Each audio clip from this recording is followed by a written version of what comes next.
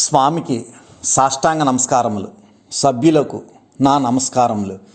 Corona COVID-19 కారణంగా April 24వ తేదీ నుండి మే 7వ తేదీ వరకు ఉభయ తెలుగు రాష్ట్రాలలో జరగవలసిన వైశాఖ మాస పర్యటన ఆన్లైన్ అనగా అంతర్జాలం ద్వారా పంపిన వీడియో ఆధారంగా సభ్యులందరూ తమ తమ గృహాలలో భౌతిక దూరం పాటిస్తూ సభ, ఆరాధన, హారతి, భక్తి శ్రద్ధలతో నిర్వహించుకొని స్వామి వచ్చినప్పుడు ఎటువంటి ఆధ్యాత్మిక దివ్యానుభూతిని పొందారో అటువంటి దివ్యానుభూతిని పొంది ప్రస్తుత విపత్కర పరిస్థితులలో శారీరక ఆరోగ్యాన్ని, మానసిక స్థైర్యాన్ని స్వామి యొక్క ఆశీస్సులతో పొందవలసిందిగా విజ్ఞప్తి.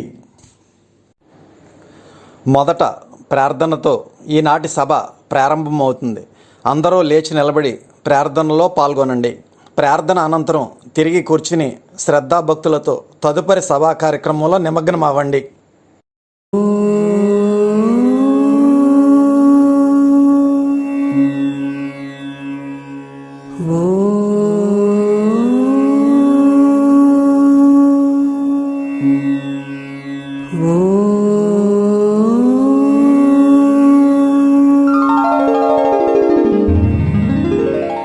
गुरुर्ब्रह्मा गुरुर्विष्णुः गुरुर्देवो महेश्वरः गुरु साक्षात् परब्रह्मा तस्मै श्री गुरवे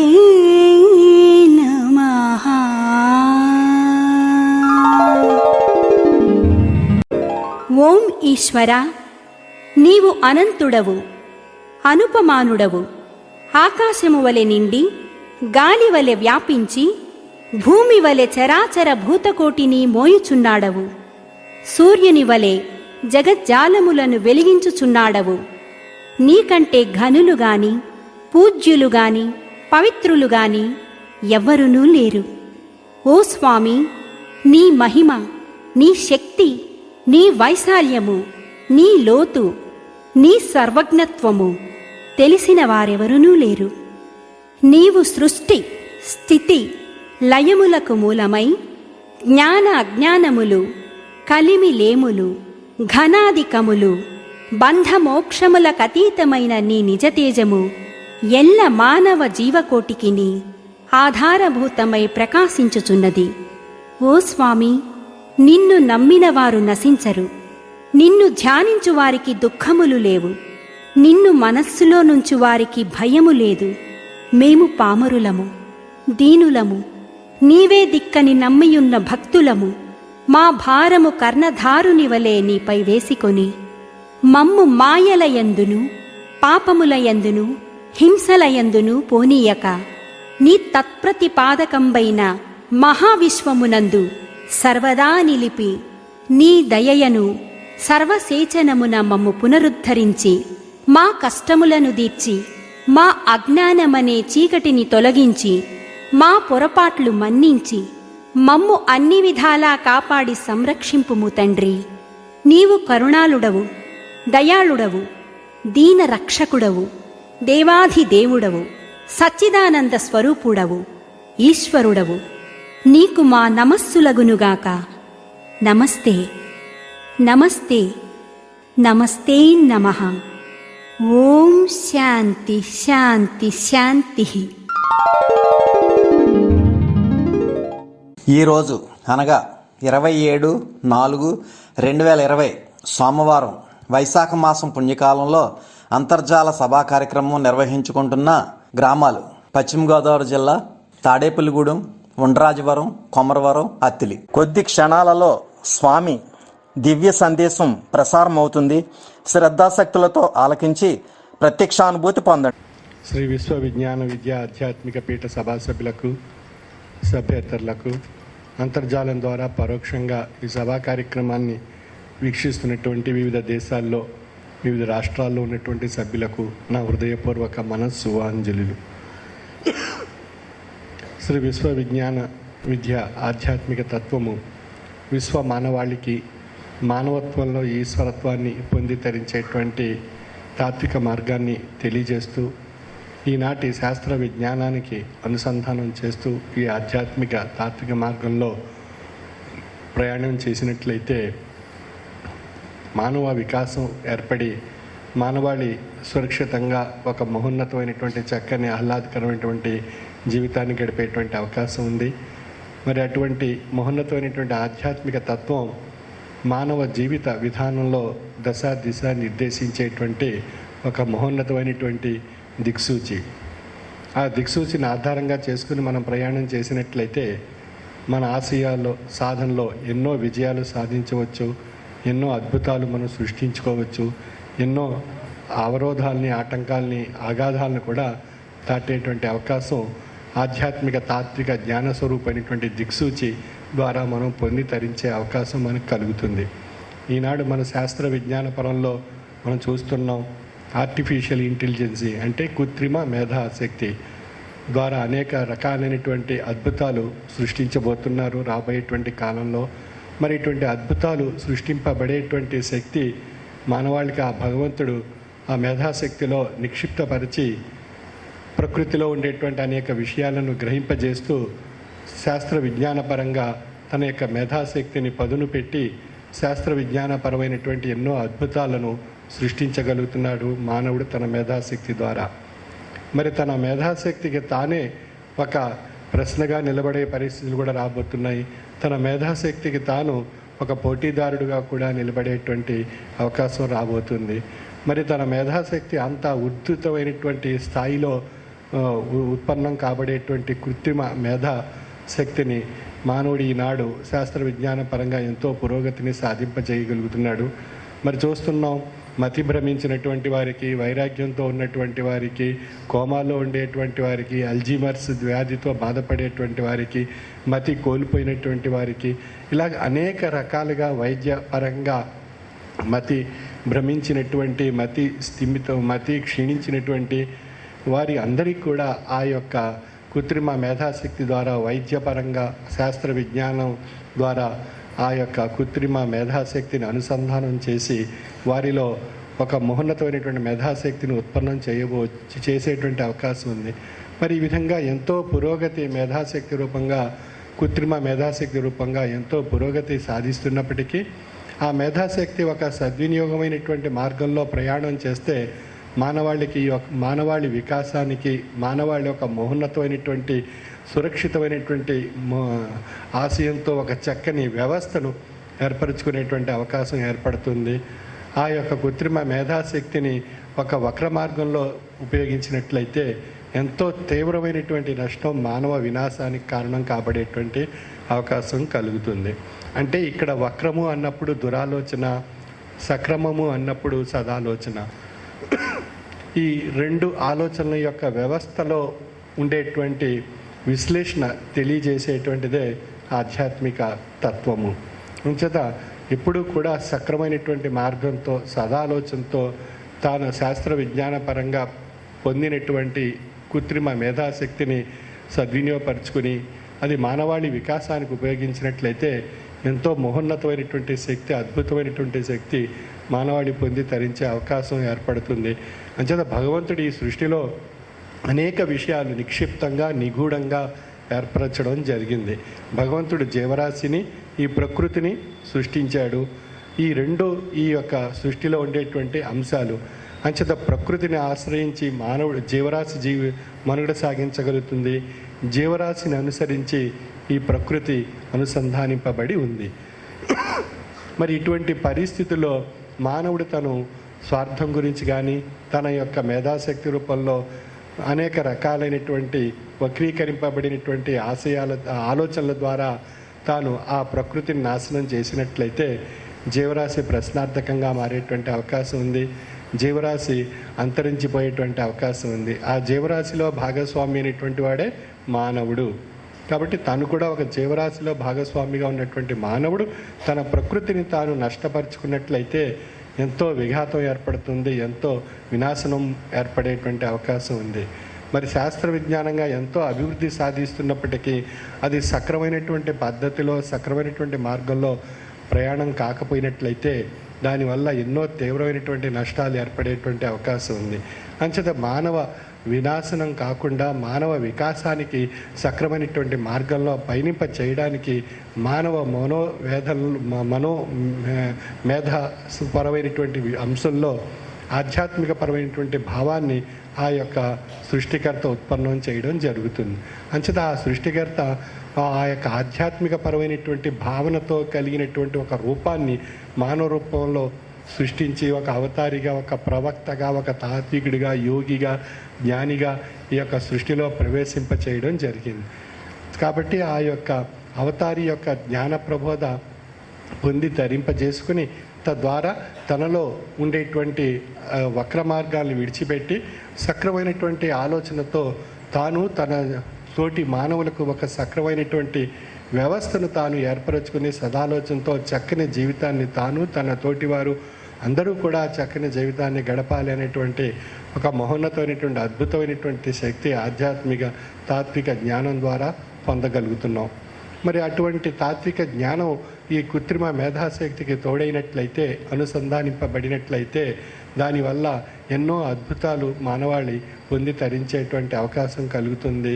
ఆ యొక్క మేధాశక్తి వక్రీకరింపజేసుకున్నట్లయితే అది మానవ వినాశానికి, జీవరాశి అంతరించిపోయేటువంటి ప్రమాదం ఏర్పడబోతుంది.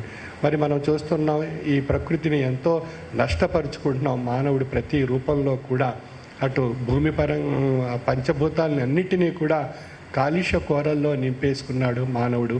ఈ భూమిని కాలుష్యం చేస్తున్నాడు, నీటిని కాలుష్యం చేస్తున్నాడు, అగ్ని కాలుష్యం చేస్తున్నాడు, గాలిని కాలుష్యం చేస్తున్నాడు, ఆకాశాన్ని అంతరిక్షం రూపంలో అనేక రకాలుగా కాలుష్యం చేస్తున్నాం.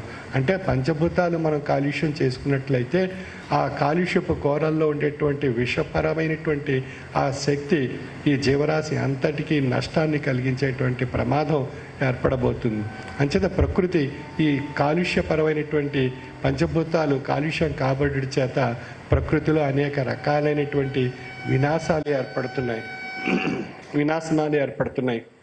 అది తుఫాన్ రూపంగా కావచ్చు, భూకంపాల రూపంగా కావచ్చు, వాయుగుండాల రూపంలో కావచ్చు, అనేక రకాలైనటువంటి అగ్ని జ్వాలలు ఏర్పడేటువంటి ప్రమాదాలు కూడా ఏర్పడబోతున్నాయి. అదేవిధంగా ఆకాశం నుండి ఎన్నో రకాలైన అంతరిక్షం నుండి ఎన్నో రకాలైనటువంటి అనేక అవశేషాలతో ఆ అంతరిక్షం నుండి వచ్చి అవి భూమి ప్రపంచాన్ని తాకేటువంటి ప్రమాదం కూడా రాబోతుంది. మరి అన్ని విషయాలు కారణం ఎవరు అంటే ఉత్కృష్టమైనటువంటి మేధాశక్తి కలిగినటువంటి మానవుడే తాను ఒక ప్రశ్నగా నిలబడుతున్నాడు. జీవరాశి నష్టానికి తాను బాధ్యత వహించవలసిన పరిస్థితి తాను కల్పించుకుంటున్నాడు. మరి ఇటువంటి స్థితి నుండి మానవ మేధాశక్తిని ఒక సక్రమైనటువంటి సదాలోచనతో ఆధ్యాత్మిక పరమైనటువంటి భావనతో ప్రయాణం సాగించినట్లయితే ఆ యొక్క ప్రకృతిలో జీవరాశిగా ఉండేటువంటి మానవుడు తన చక్కని జీవితాన్ని తాను గడిపేటువంటి అవకాశం కలుగుతుంది. పంచభూతాలు కాలుష్యం కాకుండా తనకు తాను నివారింపజేసుకుంటూ తాను ఆ పరిరక్షించుకోవడానికి అవకాశం కలుగుతుంది. కానీ మానవుల్లో ఉండేటువంటి స్వార్థం, అసూయ, అనేక ఈ అరిషడ్ వర్గాలు అవి ఒకదానికొకటి అనుసంధానింపబడి అది ఉద్రేకింపజేసి ఆ అరిషడ్ వర్గాల్లో ఉండేటువంటి 6 ఒకదానితో ఒకటి అనుసంధానింపబడి తీవ్రమైనటువంటి ఒక ఉద్రేకమైనటువంటి పరిస్థితి మానవాళిలో కలిగించి అది ప్రకృతిలో ఎంతో తీవ్రమైనటువంటి నష్టానికి కారణం కాబడేటువంటి పరిస్థితులు ఏర్పడబోతున్నాయి. మరి ఇటువంటి స్థితి నుండి మానవుణ్ణి ఒక సక్రమైనటువంటి స్థితిగా మార్చి మానవ వికాసానికి, మానవ జీవన విధానంలో ఒక చక్కని సంస్కారవంతమైనటువంటి విషయంగా మార్చి తరింపజేసేటువంటిదే ఆధ్యాత్మిక తత్వము. సాధారణంగా మనం ఆధ్యాత్మిక తత్వం అంటే ఆయా మతాలకు సంబంధించినటువంటి విధానాలతో ఆధ్యాత్మిక తత్వాన్ని అనుసంధానిస్తూ ఉంటాం. కానీ ఆధ్యాత్మిక తత్వం అనేటువంటిది మానవత్వాన్ని మతంగా మార్చి ఈశ్వర ఏకత్వ విషయంగా తెలియజేసేటువంటిదే ఆధ్యాత్మిక తత్వము. అటువంటి భావన ఎప్పుడైతే ఉందో ఆధ్యాత్మిక తత్వం అనేటువంటిది విశ్వ మానవ తత్వంగా తెలియబడుతుంది. మరి అటువంటి విశ్వ మానవ తత్వంగా ఆధ్యాత్మిక తాత్విక ప్రేరణ మనందరిలో కలిగినట్లయితే అటు ప్రకృతిని, పంచభూతాలు కాలుష్యం కాకుండా మానవ సమాజాన్ని ఒక చక్కని ఆనందకరమైనటువంటి, సంతోషకరమైనటువంటి, ఆహ్లాదకరమైనటువంటి వాతావరణాన్ని ప్రతి ఒక్కరిలో ఆ భావనతో సృష్టించుకునేటువంటి అవకాశం కలుగుతుంది. మరి ఆధ్యాత్మిక తత్వంలో అంత అద్భుతమైనటువంటి శక్తి ఉంది. మరి అది మనం వెలికి తీయాలి. మన లోపల ఉన్నటువంటి జీవాత్మలో ఎక్కడో నిక్షిప్తమై నిగూఢంగా ఉండేటువంటి ఒక ఆధ్యాత్మిక ప్రేరణ శక్తిని మనం వెలికి తీయగలిగినట్లయితే దానివల్ల భౌతిక విధానంలో ఉండేటువంటి అనేక విషయాలను మనం అధిగమించవచ్చు, అగాధాలను కూడా దాటవచ్చు, అవరోధాలను కూడా దాటవచ్చు, సమస్యల నుండి, కష్టాల నుండి, నష్టాల నుండి, దుఃఖాల నుండి, బాధల నుండి, ఒత్తిడి నుండి, అలజడి, అలసట, ఆందోళన నుండి అన్నిటి నుండి మనం దాటేటువంటి అద్భుతమైనటువంటి శక్తి మనలో ఉండేటువంటి ఆధ్యాత్మిక తాత్విక జ్ఞానము ద్వారా మనం ఆ శక్తిని పొందే అవకాశం కలుగుతుంది. కానీ మనం భ్రాంతి ఏం చేస్తుంది అంటే ఆ స్థితి వరకు వెళ్లకుండా మనకు అనేక రకాలైనటువంటి ఆశాజన్యకమైనటువంటి విషయాలు కల్పించి చివరికి మళ్ళీ ఆ భ్రాంతి మళ్ళీ అవరోధాలు సృష్టిస్తూ ఉంటుంది. కాబట్టి భ్రాంతి తత్వాన్ని మనం తెలుసుకొని దాన్ని విడనాడి ఆధ్యాత్మికపరమైనటువంటి భావనతో మనం ప్రయాణం చేస్తే మనలో ఎల్లప్పుడూ నిత్యం ఒక అద్భుతమైనటువంటి ఆధ్యాత్మిక ప్రవాహం యొక్క శక్తి మనలో నిత్యం ప్రవహిస్తూ అది తత్వరూపంలో మానసికమైనటువంటి తాత్విక ఆలోచన శక్తిని మనలో ఉత్పన్నం చేస్తుంది. అప్పుడు మన యొక్క జీవన విధానంలో మన జీవిత నౌక ఒక సక్రమమైనటువంటి సవ్యమైనటువంటి దిక్సూచి రూపంగా ఆధారంగా తీసుకొని ఆ తాత్విక ఆలోచన శక్తిని అది ఈహంలో ఈ లోకంలో ఉండేటువంటి జీవితాన్ని, పరంగా ఉండేటువంటి జీవితాన్ని రెండింటినీ అన్వయింపజేసుకుంటూ సుఖమయం కాబడేటువంటి అవకాశం తనలో ఏర్పడుతుంది. కాబట్టి ఈ ఆధ్యాత్మిక తత్వంలో ఉండేటువంటి అద్భుతమైనటువంటి శక్తి ఈ సృష్టిలో, ఈ ప్రకృతిలో వ్యాపింపజేశాడు భగవంతుడు. ఆ యొక్క శక్తిని నిక్షిప్తపరిచాడు మానవుల్లో కూడా. అంచేత మనం తనలో నిక్షిప్తమైనటువంటి అద్భుతమైనటువంటి ఆధ్యాత్మిక శక్తి, ప్రకృతిలో ఉండేటువంటి ఈ యొక్క పంచభూతాల్లో ఉండేటువంటి అద్భుతమైనటువంటి ఆ యొక్క ఆధ్యాత్మికత శక్తిని మనం పొందగలిగినట్లయితే అటు ప్రకృతిని తనలో నిక్షిప్తపరుచుకుని తనలో ఉండేటువంటి ఆధ్యాత్మిక శక్తితో అనుసంధానింప చేయగలిగినట్లయితే ఒక అద్భుతమైనటువంటి యౌకికమైనటువంటి శక్తి తనలో ఉత్పన్నం అవుతుంది. ఆ శక్తిని పొంది తరింపజేసుకున్నప్పుడు తనలో ఉండే శక్తి ఈ సృష్టి యావత్తులో నిండి ఉన్నటువంటి శక్తి ఒకటిగా ఉంది అనేటువంటి విషయం తెలియబడుతుంది. అంచేత పంచభూతాల్లో ఉండేటువంటి ఆత్మీయమైనటువంటి స్వరూపాన్ని తనలో ఉండేటువంటి ఆత్మీయమైనటువంటి స్వరూపంతో ఏకీకరించి అనుసంధానింప చేసుకోగలిగినట్లయితే విశ్వరూపమైనటువంటి మహోన్నతమైనటువంటి శక్తి తాను పొందగలుగుతున్నాడు. అదే శ్రీకృష్ణ భగవానుడు, ప్రవక్త వారు, క్రీస్తు వారు వారి యొక్క జీవన విధానంలో పంచభూతాత్మకమైనటువంటి ఆత్మీయమైనటువంటి తనలో ఉన్నటువంటి శక్తిని పంచభూతాత్మకమైనటువంటి సృష్టిలో ఉండేటువంటి ఆత్మీయమైనటువంటి స్వరూపంతో మమేకం చేస్తూ అనుసంధానింపబడుట చేత వారు విశ్వరూపమైనటువంటి ఆ సందర్శనాన్ని పొంది తరింపజేసుకోగలిగారు. ప్రవక్త వారు మేరాజు రూపంలో శ్రీకృష్ణ భగవానుడు కురుక్షేత్రంలో అర్జునునికి హితబోధ చేస్తూ విశ్వరూప దర్శనాన్ని తెలియజేయడం జరిగింది. ఈ విధంగా తనలో ఉండేటువంటి ఒక అద్భుతమైనటువంటి ఆత్మీయమైనటువంటి ఆధ్యాత్మికపరమైనటువంటి శక్తి ఈ సృష్టిలో ఉండేటువంటి అద్భుతమైనటువంటి ఆత్మీయమైనటువంటి పంచభూతాత్మకమైనటువంటి స్వరూపంతో అనుసంధానింప చేయగలిగినట్లయితే ఒక మహోన్నతమైనటువంటి అద్భుతమైనటువంటి స్థితి పొందేటువంటి అవకాశం కలుగుతుంది. ఆ యొక్క అటువంటి స్థితి త్రయీ సాధనలో కూడా సాధకుడు అంత్య పరిణామంలో పొంది తరించేటువంటి అవకాశం కలుగుతుంది. మనం ఆ త్రయీ సాధన ఆచరించగలిగినట్లయితే ఇహానికి పరానికి కావాల్సిన రెండూ కూడా పొంది తరించే అవకాశం ఆ అద్భుతమైనటువంటి త్రయీ సాధన ద్వారా పొందే అవకాశం మనలో ఏర్పడుతుంది. మరి ఈ విధంగా శాస్త్ర విజ్ఞానంతో ఆధ్యాత్మిక తత్వం అనుసంధానింపబడి సక్రమైనటువంటి మార్గంలో ప్రయాణం చేస్తే మానవాళి వికాసానికి ఎంతో దోహదపడుతుంది.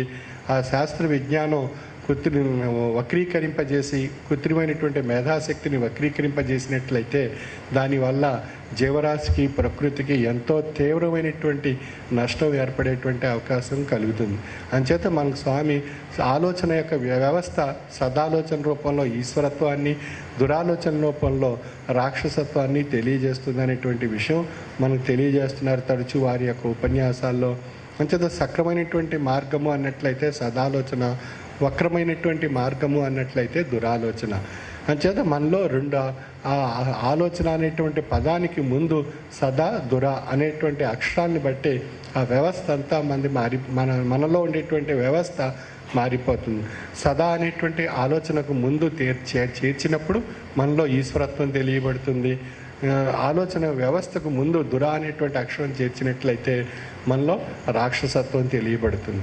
కాబట్టి మనం ఆ యొక్క ఆలోచనకి ఆధ్యాత్మిక పరమైనటువంటి వ్యవస్థ అనుసంధానింపజేసినట్లయితే అప్పుడు దుర అనేటువంటి అక్షరాలు తొలగింపబడి సదా అనేటువంటి అక్షరాలు చేర్చుకునేటువంటి అవకాశం మనలో ఏర్పడుతుంది.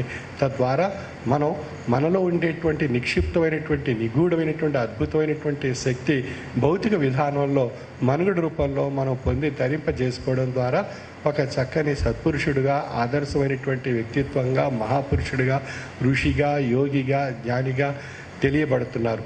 అటువంటి స్థితి పొంది తరింపజేసేదే ఆధ్యాత్మిక తత్వము. అంచేత ఒక అవతారి నోట ఆధ్యాత్మిక తత్వం పలికింపబడింది, ఒక ప్రవక్త నోట ఆధ్యాత్మిక తత్వం పలికింపబడింది, ఒక క్రీస్తు నోట, ఒక యోగి నోట, జ్ఞాని నోట ఆ యొక్క ఆధ్యాత్మిక తత్వం పలికింపబడింది. అంచేత ఆ ఆధ్యాత్మిక తత్వం యొక్క మూల పురుషుడు ఎవరు అన్నప్పుడు ఆ రసస్వరూపమైనటువంటి ఈశ్వర శక్తి మనలో ఉండి ఆ వాక్ రూపంలో ఆ అవతారి నోట పలికింపబడింది, ఆ ప్రవక్త నోట పలికింపబడింది, ఆ జ్ఞాని నోట పలికింపబడింది, ఆ ప్రవక్త నోట పలికింపబడింది. అది ఈనాడు మనం మతాల రూపంగా ఒక పవిత్రమైనటువంటి గ్రంథాలుగా మనం అన్వయింపజేసుకుని మనం ప్రయాణం చేస్తున్నాం. అంచేత జగమున ధర్మము నెలకొల్పగా ఈశ్వరుండొక దివ్య వ్యక్తిని బంపుని యుగ యుగమునకు అతడే సగుణాత్మకుడైన సారసాక్షుడు గంటే అని చెప్తున్నారు తత్వవేత్త. కాబట్టి మనం ఒక అవతారి నోట పలికినటువంటి ఒక భగవద్గీత కానీ, ఒక ప్రవక్త నోట పలికినటువంటి ఖురాను కానీ, ఒక యోగి జ్ఞాని నోట పలికినటువంటి ఒక బైబిల్ కానీ, ఈ ఇందులో ఉండేటువంటి ఆ గ్రంథాల్లో ఉండేటువంటి విషయాలు సమన్వయపరుచుకొని విశ్లేషించి ఆధ్యాత్మిక కోణంలో మనం తెలుసుకోగలిగినట్లయితే ఏకత్వము, ఈశ్వరత్వం మానవత్వంగా ఉంది, అది జీవాత్మలో పరమాత్మ స్వరూపంగా నిండి ఉన్నది అనేటువంటి విషయం తెలియబడుతుంది.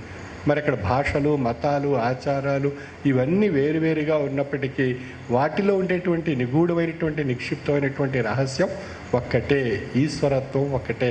అందుచేత ఏది రసస్వరూపమై ఈశ్వర సృష్టిని అలంకరించి ప్రేమోదయ సౌరభాప్తి హృదయోత్పలములు వికసింపజేసి ఆమోద సుధా స్రవంతులను మోహన గాన రవానుభూతి అయి ఏది వెలుగు ఆ వెలుగు ఈప్సిత సిద్ధులు గూర్చి తేజమై అని చెప్తున్నారు. అంచేత ఆ యొక్క స్వామి ఆ రసస్వరూపమైనటువంటి శక్తి మనలోనూ ఈ సృష్టి యావత్తు నిండి ఉన్నటువంటి రసస్వరూపమైనటువంటి శక్తి రెండూ ఒక్కటే.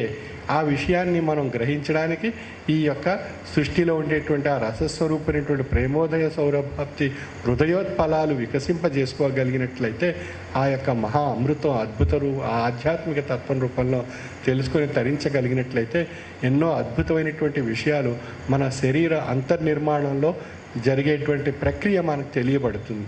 అంచేత మన శరీరం మన భౌతికాన్ని చూస్తే ఒక సామాన్యమైనటువంటి రూపంగా మన రూపం కనిపిస్తూ ఉంటుంది. కానీ అందులో దాగి ఉన్నటువంటి ఒక నిగూఢమైనటువంటి రహస్యాలు ఎన్నో ఉన్నాయి. ఆ రహస్యాలు కొద్దిపాటి మాత్రమే మానవుడు తెలుసుకోగలుగుతున్నాడు. ఇంకా ఎన్నో అద్భుతమైనటువంటి విషయాలు మానవుల్లో నిండి ఉన్నాయి. మానవుల్లో ఉండేటువంటి జీవరసాయనాలు అనేటువంటి అనేక రసాయనాలు మనం అది ప్రయోగశాల రూపంగా నిర్మాణం చేయాలి అన్నట్లయితే అది అంతుపట్టినటువంటి ఒక పరిశోధన శాలను కూడా మించిపోతుంది.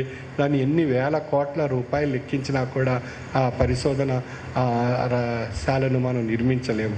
అటువంటి అద్భుతమైనటువంటి శక్తి మానవుల్లో ఆ భగవంతుడు ఏర్పరిచాడు. ఆ శక్తి మనం భౌతికవాదానికి మనకు అందటం లేదు, కనిపించటం లేదు, తెలియబట్టం లేదు. కొన్ని విషయాల వరకే మనం పరిమితిగా ప్రయాణం చేయగలుగుతున్నాం. కానీ అదేవిధంగా ఈనాటి సమాజంలో ఈ గత 5-6 సంవత్సరాలుగా కృత్రిమ మేధాశక్తి మీద ఎన్నో పరిశోధనలు చేసి మానవుల్లో ఒక అద్భుతమైనటువంటి శక్తి ఏ రూపంగా ఏ విధంగా తరించవచ్చు శాస్త్ర విజ్ఞాన పరంగా పరిశోధన రూపంలో అనేటువంటి విశ్లేషణతో ఎన్నో ప్రయోగాలు ఎన్నో విషయాలు తెలుసుకోవడానికి మానవుడు ప్రయత్నం చేయడం జరుగుతుంది. ఆ ప్రయత్నంలో తాను తన యొక్క ఆధ్యాత్మిక పరమైనటువంటి సాధనాపరమైనటువంటి దృష్టితో ఆ యొక్క ప్రయోగాలకి అనుసంధానం చేసి తాను ఆ స్థితిలో వెళ్ళి తను ఆ పరిశోధనలో ఆ యొక్క లక్ష్యంతో ముందుకు సాగినట్లయితే ఒక అద్భుతమైనటువంటి శక్తి అభౌతికం నుండి భౌతికానికి ఏ విధంగా అనుసంధానింపబడుతుంది, అభౌతికం నుండి భౌతికమైనటువంటి స్థితికి ఏ విధంగా రాగలుగుతున్నాడు, భౌతికమైనటువంటి స్థితి నుండి అభౌతికమైనటువంటి స్థితిగా ఏ విధంగా పరిణామం చెందగలుగుతున్నాడు, ఇటువంటి ఇత్యాది విషయాలు ఎన్నో తెలియబడేటువంటి అవకాశం ఉంది. కాబట్టి శాస్త్ర విజ్ఞానానికి ఆ ఆధ్యాత్మిక పరిజ్ఞానం తోడైతే ఎంతో అమోఘమైనటువంటి విషయాలు ఎన్నో బయటకు వచ్చేటువంటి అవకాశం ఏర్పడుతుంది. అంచేత philosophy is the sciences of all sciences అని చెప్తున్నారు. అంటే శాస్త్ర విజ్ఞానానికి మించి ఉన్నటువంటిది ఆధ్యాత్మిక తత్వము. అంచేత శాస్త్ర విజ్ఞానం ఎంత పురోగతి సాధిస్తే ఆధ్యాత్మిక తత్వం యొక్క ఆ స్థాయికి ప్రయాణం చేసేటువంటి ఒక అత్యున్నత పరిణామాన్ని పొందేటువంటి అవకాశం కలుగుతుంది. మరి అటువంటి ఈ అత్యున్నతమైనటువంటి పరిణామం ఆ యొక్క ఆధ్యాత్మిక తత్వం ద్వారా తన యొక్క మానసిక విధానంలో తానే ఒక పరిశోధన వ్యవస్థగా తాను మధాశక్తిని తాను మార్చుకొని భౌతిక శాస్త్ర విజ్ఞానపరమైనటువంటి పరిశోధనలకు చేసుకోగలిగినట్లయితే అద్భుతమైనటువంటి విషయాలు వ్యక్తం కాబడేటువంటి అవకాశం ఏర్పడుతుంది. మరి ఆ విధంగా మరి ఈ సృష్టికి మూలం ఏది, ఎక్కడి నుంచి వచ్చింది ఈ సృష్టి ఎలా విస్తరించింది అనేటువంటి ఎన్నో అంశాలు, శాస్త్రపరమైనటువంటి అంశాలు ఎన్నో ఈనాటి సమాజంలో ఎన్నో పరిశోధన రూపంలో వ్యక్తం కాబడుతున్నాయి. మరి భూప్రపంచం, ఈ నీరు, ఈ ప్రకృతి, ఈ పంచభూతాలు ఏ విధంగా ఏర్పడ్డాయి, ఈ సృష్టిలో జీవరాశి ఎలాగొచ్చింది, దాంట్లో మానవుడు ఎలాగ ఉత్పన్నం కాబడ్డాడు, ఇత్యాది విషయాలు శాస్త్ర విజ్ఞానపరంగా ఎన్నో విషయాలు గ్రహిస్తూనే ఉన్నాడు.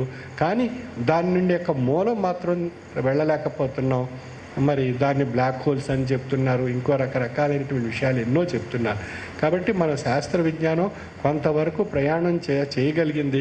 ఆ శాస్త్ర విజ్ఞానానికి ఆధ్యాత్మిక సాధన చేయగలిగినట్లయితే ఎన్నో అద్భుతమైనటువంటి మూలమైనటువంటి రహస్యాలు వెలికి తీసేటువంటి అవకాశం ఆ శాస్త్రజ్ఞుడికి ఏర్పడుతుంది. కాబట్టి అందుకే కృత్రిమ మేధాశక్తి మానవుడికి ఈ మతి చలించినటువంటి వారికి, ఈ కోమాలో ఉండేటువంటి వారికి, అల్జీమర్స్ అనేటువంటి వ్యాధితో ఉన్నటువంటి వారికి, ఈ పక్షవాతంతో ఈ మతిని కోల్పోయినటువంటి వారికి కృత్రిమ మేధాశక్తిని అందించడం ద్వారా కొన్ని అద్భుతాలు పొందవచ్చు అనేటువంటి ఒక కొత్త ఆలోచన వ్యవస్థ ఏర్పడింది. అది నాంది కాబోతుంది. కాబట్టి ఈ ఆలోచన, ఈ కొత్త ఆ కృత్రిమ మేధాశక్తిని మతి క్షీణించినటువంటి ఆ మానవ మేధస్సుకి అందించగలిగినట్లయితే కలిగేటువంటి జీవ రసాయనిక మార్పుల వల్ల ఆ యొక్క శరీరం ఏ విధంగా ఆ యొక్క భౌతిక విధానంలో ఆయా అవయవాల చేత ఏ విధమైనటువంటి పనులు నిర్వహింపబడతాయి అనేటువంటి విషయం ఒక అద్భుతమైనటువంటి శక్తి తాను పొంది తరించే అవకాశం కలుగుతుంది. ఆ విధంగా ఆ యొక్క చిన్న విషయంతో ముందు ప్రయాణం చేసి అద్భుతమైనటువంటి ఒక ఆధ్యాత్మిక పరమైనటువంటి సాధనాపరమైనటువంటి నిక్షిప్తమైనటువంటి నిగూఢమైనటువంటి ఆ శక్తిని తనలో ఉన్నటువంటి విషయాన్ని శాస్త్ర విజ్ఞానంతో అనుసంధానింప చేయగలిగినట్లయితే ఎన్నో మహా అద్భుతమైనటువంటి విషయాలు తాను శోధించేటువంటి అవకాశం, తన పరిశోధనలో తెలియబడేటువంటి అవకాశం కలుగుతుంది. కనుక ఆధ్యాత్మికత అనేటువంటిది శాస్త్ర విజ్ఞానానికి, భౌతికవాదానికి, తన యొక్క అభౌతికమైనటువంటి స్థితికి, భౌతికం నుండి అభౌతికానికి, అభౌతికం నుండి భౌతికానికి ప్రయాణం చేసేటువంటి ఒక అద్భుతమైనటువంటి ఆధ్యాత్మిక పరమైనటువంటి సాధనాశక్తి తనలో నిండి ఉన్నది అనేటువంటి విషయాన్ని గ్రహించగలిగినట్లయితే అది ఎన్నో అద్భుతమైనటువంటి ఫలితాలు పొందేటువంటి అవకాశం ఉంది. కనుక మనం ఆధ్యాత్మిక పరమైనటువంటి శక్తిని మనలో ఉత్పన్నం చేయాలి.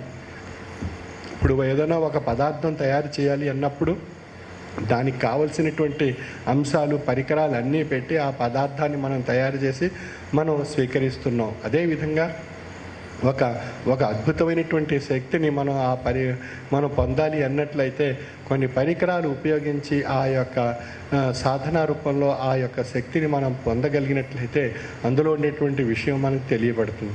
ఆ విధంగా ఆధ్యాత్మికత అనేటువంటి దైనందిన జీవన విధానాన్ని సుఖమయం చేస్తూ జీవాత్మ నుండి పరమాత్మకు ప్రయాణం చేయటం, పరమాత్మ యొక్క స్వరూపాన్ని జీవాత్మ రూపంలో దర్శింపజేసుకుని భౌతికవాదంలో తన యొక్క ప్రయాణంలో ఆ అద్భుతమైనటువంటి ఆ పరమాత్మ యొక్క శక్తిని తనలో తాను దర్శించి తన మానవాళికి, తన తోటి సమాజానికి తాను ఒక చక్కని వ్యవస్థ కింద తెలియబడినప్పుడే ఆ యొక్క వ్యక్తిత్వాన్ని జ్ఞాని, యోగి, అవతారి అని చెప్పగలుగుతున్నాం. అంచేత ఆ విధంగా శ్రీరామచంద్రమూర్తి అవతార రూపంగా, కృష్ణ భగవానుల వారు అవతార రూపిగా, ప్రవక్త వారు, క్రీస్తు వారు, ఈ విధంగా వారందరూ కూడా తమలో ఉండేటువంటి ఆ పరమాత్మ యొక్క శక్తిని జీవాత్మలో ప్రసరింపజేసి అభౌతికమైనటువంటి స్థితి నుండి భౌతికమైనటువంటి స్థితికి పరిణామ రూపంలో పొంది ఒక అవతారిగా, ఒక ప్రవక్తగా, ఒక యోగిగా, జ్ఞానిగా తెలియబరచబడ్డారు. అందుచేత ఆ జగమున ధర్మము నెలకొల్పగా ఈశ్వరుడు అంటే ఆ రసస్వరూపమైనటువంటి శక్తి ఒక అవతారిగా ప్రకటింపబడ్డారు, ఒక ప్రవక్తగా ప్రకటింపబడ్డారు, ఒక యోగిగా, జ్ఞానిగా ప్రకటింపబడ్డారు. కాబట్టి వారి యొక్క ప్రయాణం ఎలా సాగింది అన్నట్లయితే అభౌతికమైనటువంటి స్థితి నుండి భౌతికమైనటువంటి స్థితికి, అంటే పరమాత్మ యొక్క స్వరూపం జీవాత్మలో భౌతికవాదానికి ప్రవేశించి అది ఒక అవతారిగా ప్రకటింపబడింది, ఒక ప్రవక్తగా ప్రకటింపబడింది, ఒక యోగిగా, ఒక జ్ఞానిగా ప్రకటింపబడింది. ఆ యొక్క ప్రకటింపబడిన శక్తిని ఆ యొక్క అజ్ఞానం అనేటువంటి చీకట్లో ఉండేటువంటి మానవులు వారిని ఆశ్రయించి వారిలో ఉండేటువంటి ఆ చీకటి అనేటువంటి అజ్ఞానాన్ని తొలగింపజేసుకోవడం చేత వారిలో కూడా ఆ జ్ఞానశక్తి యొక్క అద్భుతమైనటువంటి స్థితి వారు పొందగలిగారు. ఈ విధంగా ఈ యొక్క సృష్టిలో ఈశ్వర సర్వస్వరూపమైనటువంటి శక్తి ఏదైతే ఉందో అది మనలో ఉంది అనేటువంటి విషయాన్ని తెలియజేస్తుంది. ఏది రసస్వరూపమై ఈశ్వర సృష్టిని అలంకరించి అనేటువంటి ఆ పద్యంలో ఉండేటువంటి నిగూఢమైనటువంటి నిక్షిప్తమైనటువంటి అర్థము. కాబట్టి పరమాత్మే జీవాత్మలో ఉన్నారు. ఆ పరమాత్మ మనకు కనిపించకపోవడానికి జీవాత్మకు ఆశాజన్యకమైనటువంటి భ్రాంతి, అరిషడ్వర్గాలు, కుండలి ఇత్యాది భౌతికమైనటువంటి విషయాలన్నీ ఆవహింపబడి అది ఆ జీవాత్మను ఆ అజ్ఞానం అనేటువంటి చీకటి రూపంలో ఉండడం చేత ఆ పరమాత్మ అనేటువంటి శక్తి తాను పొందలేకపోతున్నాడు. అందుకే ఆ విషయాన్ని తెలియజేయడానికి వేదవాంగ్మయంలో ఈశ్వరవాణి వేదాల రూపంలో పలికింది. తత్వమసి అయమాత్మ ప్రజ్ఞానం బ్రహ్మ అంటే తత్వం ద్వారా నీలో ఉండేటువంటి జీవంలో ఉండేటువంటి ఆత్మను శోధించు. ఆ ఆత్మలో ఏ శక్తి దాగి ఉందో జ్ఞానము చేత ప్రజ్ఞానం బ్రహ్మగా మారు. ఆ ప్రజ్ఞానం బ్రహ్మ ఎవరిగా ఉన్నారు అని చెప్పి ఒక్కసారి ప్రశ్నించుకో. అప్పుడు నీలో నేనున్నాను అని చెప్తుంది పరమాత్మ యొక్క శక్తి జీవాత్మలో. అంచేత నేను అనేటువంటి ధ్వనింపబడింది. ఆ నేను అనేటువంటి ధ్వని తెలుసుకోవడానికే మానవుడు 84 లక్షల జీవరాశులుగా ప్రయాణం చేసి వచ్చినటువంటి మానవుడు నేను అనేటువంటి విషయాన్ని పొంది తరించాలి అనేటువంటి భావనలో, తత్వరూపంలో ఆయా సద్గురువుల్ని, ఆయా ఋషుల్ని, ఆయా యోగుల్ని, ఆయా జ్ఞానుల్ని ఆశ్రయిస్తున్నాడు. అంటే తనలో ఉండే నేను అనేటువంటి విషయాన్ని తాను తెలుసుకోవడానికి తరించేటువంటి మార్గమే ఆధ్యాత్మికపరమైనటువంటి మార్గం. ఆ యొక్క మార్గాన్ని అన్వేషించి మనం ప్రయాణం చేసి అంత్య పరిణామం అది మోక్ష రూపంలో ముక్తిగా తెలియబడుతుంది. కాబట్టి జీవాత్మ పరమాత్మ స్వరూపిగా పరిణామం చెందేటువంటి స్థితియే మోక్షము, ముక్తి అని చెప్పబడుతుంది. ఆయా మత ధర్మాల్లో ఆయా మార్గాల రూపంలో వాటి యొక్క ప్రయాణాన్ని తెలియజేస్తున్నారు ఆ యొక్క ఋషులు, యోగులు, జ్ఞానులు, అవతారులు. కాబట్టి మనలో ఉండేటువంటి మన అద్భుతమైనటువంటి శక్తిని మనం తెలుసుకోవడానికి మనం ప్రయత్నం చేయాలి. చేస్తూ ఎన్నో అద్భుతాలు మనం పొంది మన యొక్క జీవన విధానంలో మన జీవనాన్ని సంస్కరించుకోవచ్చు. మన యొక్క జీవన భౌతికవాదంలో వచ్చేటువంటి అగాధాలని తొలగించుకోవచ్చు, నష్టాలని తొలగించుకోవచ్చు. అలజడి, అశాంతి, ఆందోళనకు గురి కాకుండా మన మనస్సుని స్థాయిపరచుకునేటువంటి శక్తి మనకు ఏర్పడుతుంది. మనసును ఒక చోట లగ్నపరచగలిగినట్టయితే అది సమాధి స్థితిగా పొందేటువంటి అవకాశం కలుగుతుంది. ఆ స్థితి మన యొక్క మనసుకి ఏర్పరచుకోగలిగినట్లయితే ఈ ప్రకృతి పరంగా, భౌతిక పరంగా వచ్చేటువంటి ఎన్నో విషయాలు, అవాంతరాలు, నష్టాలైనా, అగాధాలైనా ఏదైనా కూడా తట్టుకునే శక్తి మనసుకి ఏర్పడుతుంది. కానీ మనసుని ఒక చోట లగ్నపరిచి కేంద్రీకరింప చేయడానికి ఎంతో కష్టసాధ్యం. మనసు ఎప్పుడు మన మాట వినదు. మనం ఇక్కడ కూర్చున్నాం, మన మనసు ఎన్నో ఖండాలు దాటేస్తుంది, ఎన్నో గ్రహాలు కూడా దాటి ప్రయాణం చేసేటువంటి అవకాశం ఆ లిప్త కాలంలో మనసులో ఏర్పడుతూ ఉంటాయి. కాబట్టి మనం బాడీ ప్రెజెంట్, మైండ్ ఆబ్సెంట్ అని చెప్పి అంటుంటాం. అంటే మనం ఇక్కడ కూర్చున్నాం, స్వామి ప్రసంగం వింటున్నాం, కానీ మన మనసు ఇక్కడ ఉండదు. ఎక్కడో మన ఇంట్లో ఉండేటువంటి విషయాల వైపో, మన కుటుంబ విషయాల వైపో, మన సంసారపరమైనటువంటి విషయాల వైపో, మన ఆర్థిక పరమైనటువంటి విషయాల వైపే మన మనసు తిరుగుతుంది తప్ప అది మన చేతుల్లో ఉండదు, మన దగ్గర ఉండదు, మన మాట వినదు. దాన్ని కట్టడి చేసి ఒక చోట కూర్చోబెట్టి, అంటే శరీరం అనేటువంటి ఆ బాడీలో కూర్చోబెట్టి మనసుని శరీరాన్ని అనుసంధానం చేయాలంటే చాలా కష్టతరమైనటువంటి విషయం, సాధ్యం కానటువంటి విషయం. అది కేవలం ఆ సాధనాపరమైనటువంటి విషయం ద్వారా మాత్రమే దాన్ని అనుసంధానింప చేసేటువంటి అవకాశం ఉంది. అందుకే స్వామి మనకి జ్ఞాన సాధన, మంత్ర సాధన, ధ్యాన సాధన, ఈ 3 సాధనల ద్వారా శరీరాన్ని మనస్సుతో కేంద్రీకరింపజేస్తున్నారు. జ్ఞాన సాధన ద్వారా, ఆ జ్ఞాన సాధన ద్వారా మనసుని ఆత్మకు కేంద్రీకరింపజేస్తున్నారు ధ్యాన సాధన ద్వారా.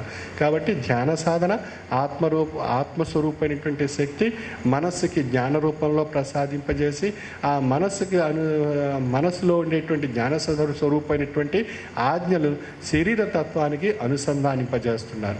ఆ విధంగా ఒకదానితో ఒకటి లింకు ఏర్పరిచి దాటి 3టిని ఒక చోట కూర్చోబెట్టి ఆ సాధనలో తనలో ఉండేటువంటి తన తేజస్సుని ఒక అద్భుతమైనటువంటి రసస్వరూపమైనటువంటి తేజస్సులో మిళితం చేయగలిగేటువంటి స్థితిని మనలో ఆ సాధన రూపంలో ప్రసాదింపజేసినప్పుడు మనలో ఎట్లా ఉంటుంది అన్నప్పుడు మనం కూర్చున్నటువంటి ప్రదేశం కానీ, మనం కూర్చున్నటువంటి పరిసరాలు కానీ ఏది కూడా మనకు తెలియబడదు. మనం ఒక సున్నితమైనటువంటి సూక్ష్మమైనటువంటి విధంగా మారిపోతుంది మన శరీర తత్వం, మన యొక్క మానసిక తత్వం, మన యొక్క ఆత్మతత్వం. అప్పుడు మనకి ఏది అంటదు, ఏది తెలియబడదు, ఏ విషయం యొక్క ప్రభావం ప్రసరణ ఏది అనిపించదు. ఆ స్థితి కొద్ది నిమిషాల పాటు, కొద్ది లిప్తల పాటు మాత్రమే మనకు తెలియబడుతుంది. అది ఎప్పుడది లభిస్తుంది అన్నప్పుడు నిత్యం ఆ యొక్క సాధనలో ప్రయాణం చేసినటువంటి వారికి అది క్రమేపీ వాటి యొక్క ఉన్నతి పరిణితి లభిస్తుంది. అప్పుడు ఒక పరిపూర్ణమైనటువంటి స్థాయికి వచ్చినప్పుడు అది కొన్ని లిప్తల పాటు మాత్రం తాను అనుభూతిని పొందగలుగుతాడు. ఆ స్థితిలో తను ఒక భౌతిక విషయానికి వచ్చినప్పుడు తన్మయత్వంలో ఉన్నట్టుగా తెలియబడతాడు భౌతిక దృష్టికి, భౌతికవాదులకు. కానీ ఆ యొక్క సాధకుడు ఆ ఒక సూక్ష్మమైనటువంటి, సులభమైనటువంటి, సున్నితమైనటువంటి ఒక స్వరూపంగా మారిపోవడం జరుగుతుంది. అటువంటి అద్భుతమైనటువంటి శక్తి, ఈ యొక్క పరమాత్మ యొక్క శక్తి జీవాత్మలో నిండి ఉన్నది, నిక్షిప్తమై నిగూఢంగా ఉంది. ఆ శక్తి ఈ యొక్క ప్రకృతిలో కూడా నిక్షిప్తమై నిగూఢంగా ఉంది. ఈ రెండిటిని అనుసంధానపరచగలిగినట్లయితే ఏది రసస్వరూపమై ఈశ్వర సృష్టిని అలంకరించి ప్రేమోదయ సౌరభాప్తి హృదయోత్పలములు వికసింపజేసి అనేటువంటి విషయంగా ఈ యొక్క స్థితి తనలో ఉండేటువంటి వెలుగు, ఆ ఈశ్వర తేజస్సు ఒకటిగా ఉన్నాను అనేటువంటి విషయంగా తెలియబడేటువంటి అవకాశం ఉంది. అటువంటి మహోన్నతమైనటువంటి అద్భుతమైనటువంటి శక్తి ఆధ్యాత్మిక తాత్విక జ్ఞాన సాధన ద్వారా ఆ యొక్క మానవుల్లో పరిణామ రూపంలో పొంది తరించేటువంటి అవకాశం ఉంది. అంచేత ఆ అభౌతికమైనటువంటి స్థితి నుండి భౌతికమైనటువంటి స్థితికి, భౌతికమైనటువంటి స్థితి నుండి అభౌతికమైనటువంటి స్థితికి ప్రయాణం పొంది తరించేటువంటి మార్గము ఆధ్యాత్మిక తాత్విక జ్ఞాన సాధన. అంచేత ఆధ్యాత్మికత అనేటువంటిది ఒక మహోన్నతమైనటువంటి సాధన. అది ఒక మత రూపంగా మనం భావించుకుంటున్నాం. ఆధ్యాత్మిక అంటే ఒక మతానికి జోడిస్తున్నాం, లేదా ఇంకొక విషయానికి జోడిస్తున్నాం. కాబట్టి ఆధ్యాత్మికత అనేటువంటిది విశ్వమానవ శక్తిని పొంది తరింపజేసేటువంటి అద్భుతమైనటువంటి సాధనే ఆధ్యాత్మిక తత్వము. అంచేత ఆధ్యాత్మిక తత్వం మనం ఏదైతే ప్రతిరోజు మనం చేసేటువంటి సదాలోచనతో చేసేటువంటి ప్రతి మంచి పని కూడా ఆధ్యాత్మికత అని చెప్పబడుతుంది. అంచేత మనం ఎన్ని మంచి పనులు చేసాం ఈరోజు అని మనం ఒక నోట్ తయారు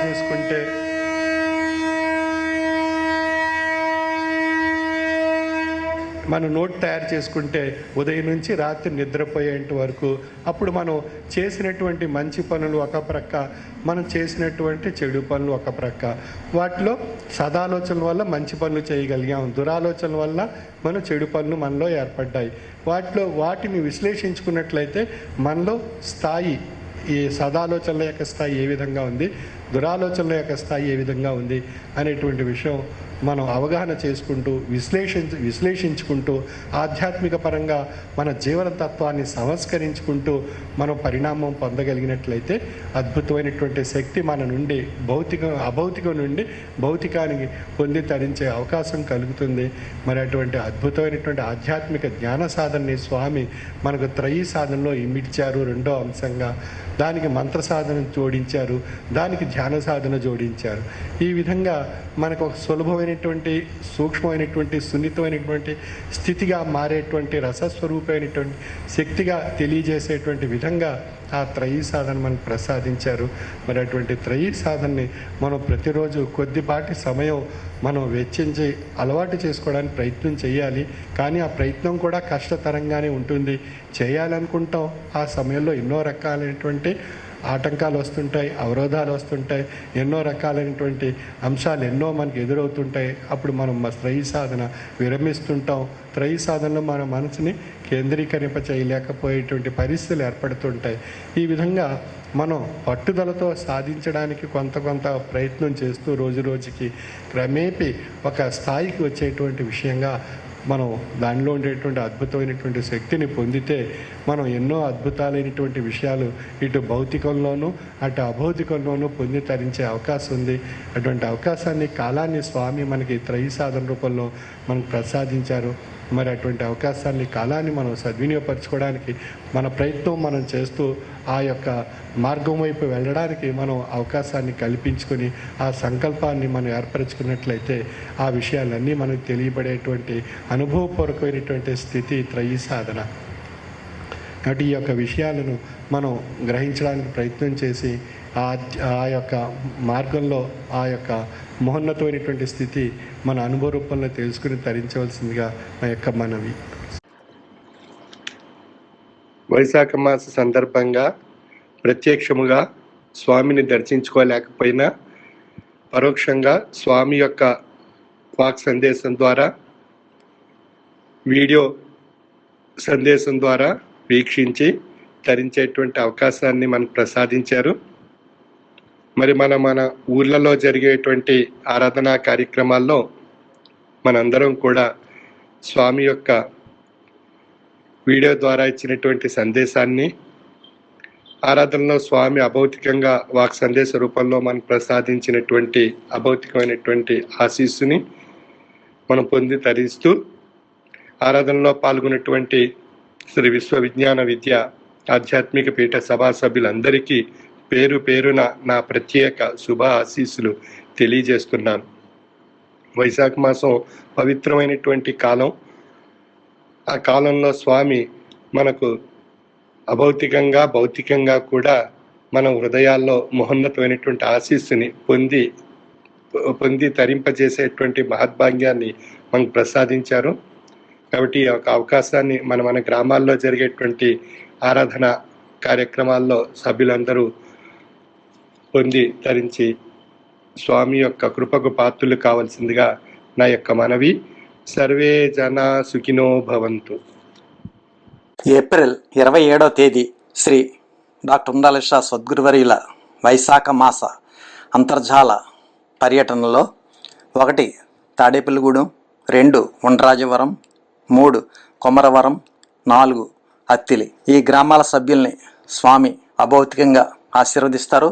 అందులో ముందుగా తాడేపల్లిగూడెం సభలో ఆరాధన చేసినటువంటి సభ్యులు తంగెళ్ల త్రిమూర్తులు శ్రీమతి లక్ష్మీ రాజేశ్వరి వారి కుటుంబ సభ్యులు, ఆడబాల నాగ వెంకటరత్నం శ్రీమతి ధనలక్ష్మి వారి కుటుంబ సభ్యులు, తోట సత్యనారాయణ అన్నవరం శ్రీమతి సూర్యకుమారి వారి కుటుంబ సభ్యులు, గంధం వెంకటరమణారావు బాబు శ్రీమతి సుజాత వారి కుటుంబ సభ్యులు, లొద్దన చిన నాగేశ్వరరావు శ్రీమతి నరసమ్మ వారి కుటుంబ సభ్యులు, కొంచుమర్తి నాగేశ్వరరావు శ్రీమతి నాగలక్ష్మి వారి కుటుంబ సభ్యులు, బొండపల్లి శ్రీనివాస్ శ్రీమతి రమాదేవి వారి కుటుంబ సభ్యులు, కట్టిరెడ్డి షాబాబు శ్రీమతి పార్వతి మరియు వారి కుటుంబ సభ్యులు, పోలిశెట్టి సత్యనారాయణ శ్రీమతి రాఘవ వారి కుటుంబ సభ్యులు, కలిదిండి వివిఎన్ సత్యనారాయణరాజు, శ్రీమతి ఎస్విఎల్ కుమారి బేబీ మరియు వారి కుటుంబ సభ్యులు, గోడపాటి రామజోగేశ్వరరావు, శ్రీమతి పార్వతి సీత మరియు వారి కుటుంబ సభ్యులు, గర్నిపూడి రత్నకుమారి మరియు వారి కుటుంబ సభ్యులు, ముత్యాల రవికుమార్, శ్రీమతి బేబీ వారి కుటుంబ సభ్యులు, గారపాటి గోపాలరావు, శ్రీమతి భువనేశ్వరి వారి కుటుంబ సభ్యులు, మానేపల్లి మల్లేశ్వరరావు, శ్రీమతి బాలామణి మరియు వారి కుటుంబ సభ్యులు,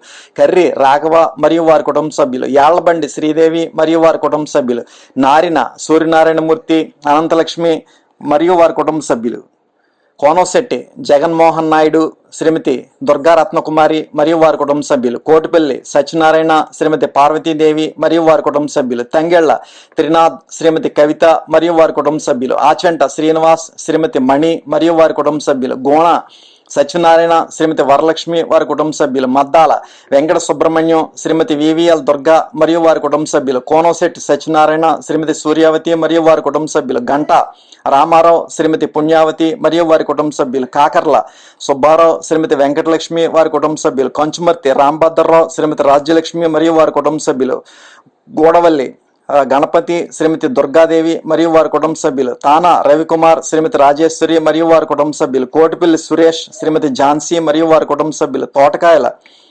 సత్యనారాయణ, శ్రీమతి త్రివేణి మరియు వారి కుటుంబ సభ్యులు, ఆడబాల వెంకటేశ్వరరావు, వెంకీ, శ్రీమతి శ్రీలక్ష్మి మరియు వారి కుటుంబ సభ్యులు యుఎస్ఏలో ఉంటున్నారు. వారు ఆరోగ్యంగా ఉండాలని కోరుకుంటూ ఆరాధన.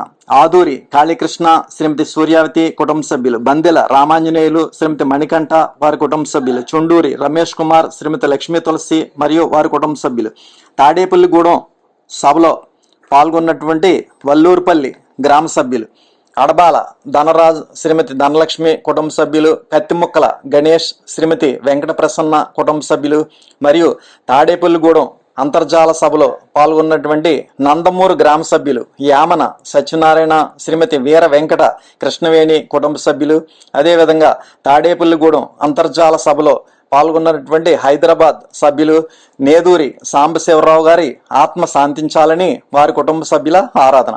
స్వామి వారిని వారి కుటుంబ సభ్యుల్ని కూడా సర్వకాల సర్వావస్థలను కాపాడి రక్షించుగాక. ఏప్రిల్ 27వ తేదీ ఉండ్రాజవరం అంతర్జాల సభలో ఆశ్రమ నిర్మాణ దాత శ్రీ కటకం కృష్ణమూర్తి సుబ్బయ్యమ్మ దంపతులు స్వామిని అభౌతికంగా సన్మానించారు. మరియు ఉండ్రాజవరం గ్రామ సభ్యులు ఆరాధనలో పాల్గొన్నవారు కటకం సుబ్బయ్యమ్మ గారు, బుద్దాల ధనలక్ష్మి గారు, మేడిచర్ల సాయిబాబా లక్ష్మి గారు, ఈడుపుగంటి సత్యభారతి గారు, బండి అమ్మాజీ గారు, మాకిరెడ్డి రామలక్ష్మి గారు, కోపల్లి పార్వతి గారు, ఆచంట పుష్పావతి గారు, తాళ్ళూరి నాగేశ్వరరావు గారు, తాళ్ళూరి సత్యనారాయణ గారు, రాయపిరెడ్డి సోమేశ్వరరావు గారు, వాకాటి సావిత్రి గారు, చిట్టూరి శిరీష గారు, వాకాటి పద్మావతి గారు, వాకాటి కొండాలమ్మ గారు. స్వామి వీరందరికీ కూడా ఆశీస్సులు ప్రసాదించుగాక. ఏప్రిల్ 27వ తేదీన కొమరవరం అంతర్జాల సభలో ఆరాధన చేయించుకున్నటువంటి సభ్యులు గరసాల శ్రీనివాస్, నాగమణి వారి కుటుంబ సభ్యులు, రావి నాగలక్ష్మి దుర్గారావు వారి కుటుంబ సభ్యులు, గంట్రోతు ఆదిలక్ష్మి సుబ్బారావు వారి కుటుంబ సభ్యులు, దుడే దుర్గా సీతారత్నం వారి కుటుంబ సభ్యులు, గంట సర్వరాయుడు వారి కుటుంబ సభ్యులు, బొరుసు నాగేశ్వరరావు వారి కుటుంబ సభ్యులు, ముత్యాల లక్ష్మి వారి కుటుంబ సభ్యులు, ముత్యాల మంగతాయారు వారి కుటుంబ సభ్యులు, దుడే వెంకటలక్ష్మి వారి కుటుంబ సభ్యులు, గంట భవానీ వారి కుటుంబ సభ్యులు, గంట సర్వరాజేశ్వరి వారి కుటుంబ సభ్యులు, గంట రత్నం వారి కుటుంబ సభ్యులు, ముత్యాల శ్రీకృష్ణార్జునరావు వారి కుటుంబ సభ్యులు, తిక్కిరెడ్డి సత్యనారాయణ వారి కుటుంబ సభ్యులు, కత్తుల కనకదుర్గ వారి కుటుంబ సభ్యులు, మల్లిపూడి వెంకటలక్ష్మి వారి కుటుంబ సభ్యులు, గంట వరలక్ష్మి వారి కుటుంబ సభ్యులు, రెల్లు వెంకట సత్యనారాయణ వారి కుటుంబ సభ్యులు, రాచకొండ అనంతలక్ష్మి వారి కుటుంబ సభ్యులు, రాచకొండ బుల్లి వెంకటేశ్వర్లు వారి కుటుంబ సభ్యులు, శంకర సత్యవతి సత్యవాణి వారి కుటుంబ సభ్యులు, మర్రంశెట్టి క్రాంతి మరియు వారి కుటుంబ సభ్యులు, బుగ్గిరాల మోహన్ దుర్గారావు వారి కుటుంబ సభ్యులు, మద్దంశెట్టి వీర వెంకట సత్యనారాయణ వారి కుటుంబ సభ్యులు, మద్దంశెట్టి రామమూర్తి వారి కుటుంబ సభ్యులు, అడప సత్యనారాయణ వారి కుటుంబ సభ్యులు, అడప శ్రీను వారి కుటుంబ సభ్యులు, ఆసు సూరిబాబు వారి కుటుంబ సభ్యులు, దంగేటి తులసి వారి కుటుంబ సభ్యులు, రెల్లు ఈశ్వరరావు వారి కుటుంబ సభ్యులు, ముత్యాల నాగేశ్వరరావు వారి కుటుంబ సభ్యులు, ముత్యాల ఏకేశ్వరరావు వారి కుటుంబ సభ్యులు, ముత్యాల వెంకటేశ్వరరావు వారి కుటుంబ సభ్యులు, దుడే భాను వారి కుటుంబ సభ్యులు, దుడే వెంకట గోవర్ధన్ వారి కుటుంబ సభ్యులు, మోటూరి భవానీ వారి కుటుంబ సభ్యులు, వీరందరికీ కూడా స్వామి ఆశీస్సులు ప్రసాదించుగాక.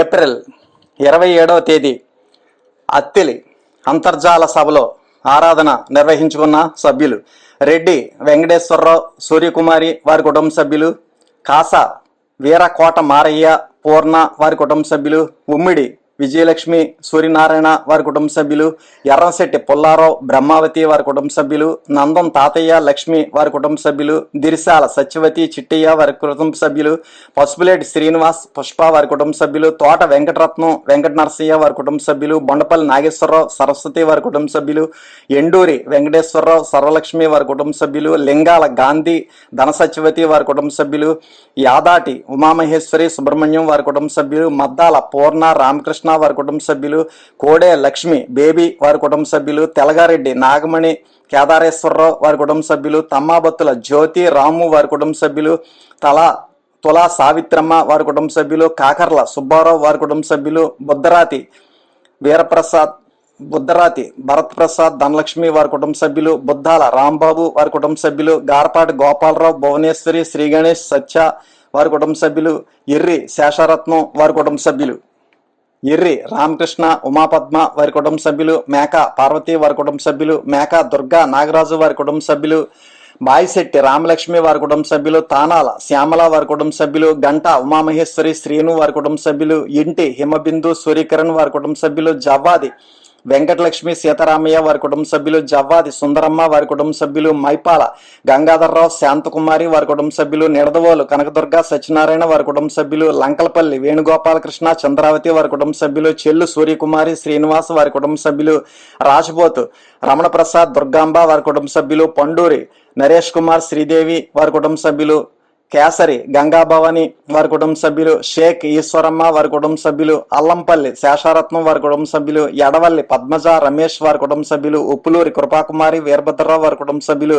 రాచబోతు అనంతలక్ష్మి ధర్మారావు మరియు వారి కుటుంబ సభ్యులు, దారపురెడ్డి రేణుక వేణుగోపాల స్వామి వేణుగోపాలకృష్ణ వారి కుటుంబ సభ్యులు, యాళ్లబండి సూర్యనారాయణ ధనలక్ష్మి వారి కుటుంబ సభ్యులు, మేక రంగారావు గీతా వెంకట భవాని ఉమా చాందిని వారి కుటుంబ సభ్యులు, చిట్టాల వెంకటలక్ష్మి ధనంజయ నరసింహమూర్తి వారి కుటుంబ సభ్యులు, వీరి కుటుంబాలందరికీ కూడా స్వామి ఆశీస్సులు ప్రసాదించుగాక. రికార్డింగ్ పూర్తయిన తర్వాత వచ్చిన పేర్లు చదవలేకపోయినా వారికి వారి కుటుంబ సభ్యులకి స్వామి ఆశీస్సులు లభించాలని కోరుకుంటున్నాము. ఇప్పుడు హారతి. అందరూ లేచి నిలబడండి. హారతి వెలిగించి హారతి పళ్ళెం పట్టుకుని స్వామి యందు పూర్తి లక్ష్యంతో హారతి కార్యక్రమంలో పాల్గొనండి. హారతి జయ జయ హారతి శ్రీ గురుదేవా హారతి జయ జయ హారతి గై కొనుము స్వామి హారతి జయ జయ హారతి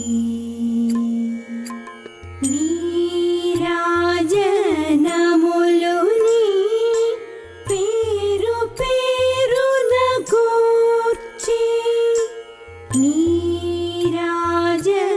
నీరాజనములుని పేరు పేరున గూర్చి ఆరాధించుచు భక్తి నర్పించు కర్పూర హారతి జయ జయ హారతి శ్రీ గురుదేవా హారతి జయ జయ హారతి గై కొనుము స్వామి హారతి జయ జయ హారతి పరమ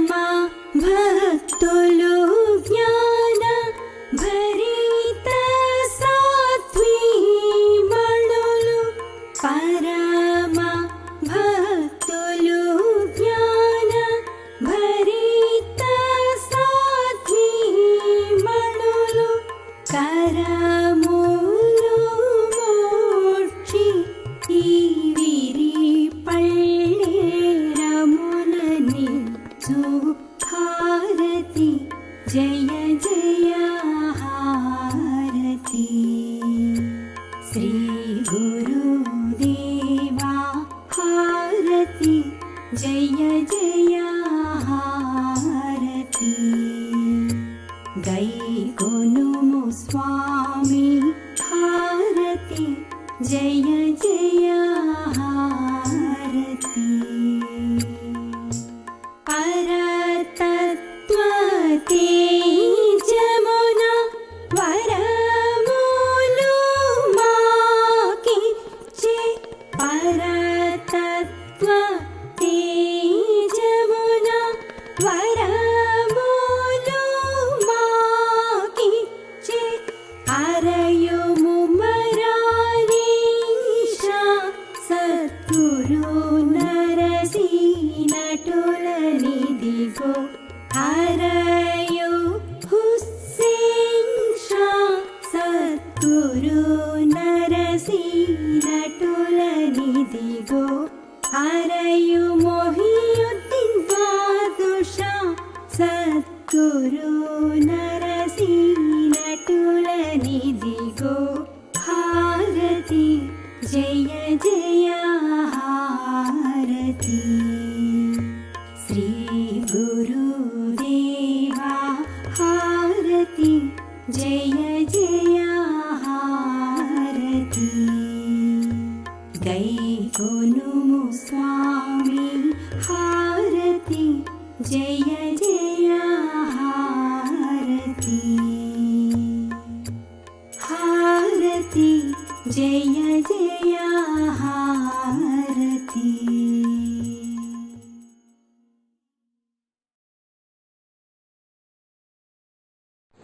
ఇప్పుడు సభ్యులు స్వామి చిత్రపటం వద్ద భక్తి శ్రద్ధలతో సాష్టాంగ నమస్కారం చేసుకుని 11 సార్లు మంత్రం చదువుకొని తీర్థ ప్రసాదాలు స్వీకరించవలసిందిగా కోరుచున్నాము.